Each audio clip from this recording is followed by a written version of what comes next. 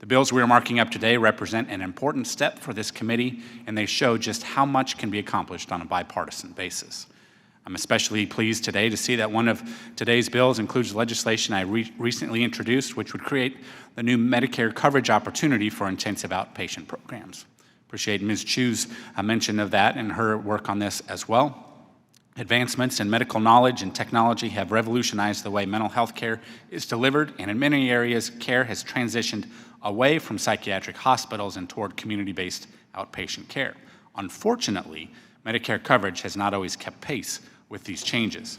This bipartisan bill brings new flexibilities in coverage, specifically targeting those who might need more therapy than traditional outpatient services, but not so extensive to need inpatient admission or even partial hospitalization. Intensive outpatient programs fill an important gap in the spectrum of Medicare's mental health care options. This will help us channel our existing resources like rural health clinics, federally qualified health centers, and community-based mental health providers so they can be more effectively utilized by those seeking mental health care. Again, I'm happy to see this bill included in the markup today and hope to see its eventual enactment in a larger bipartisan mental health care package before the end of the year.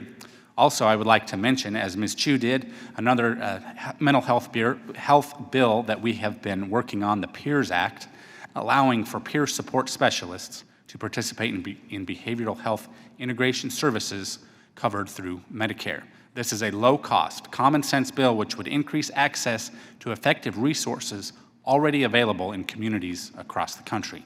Unfortunately, we were not able to get this bill included in today's markup, but I hope with a little more time to incorporate feedback from CMS, this bill can be included at a later stage in the legislative process. Thank you again for putting together this markup of critical bipartisan mental health legislation. Let's keep working together and make sure this gets across the finish line. Thank the gentleman for his comments.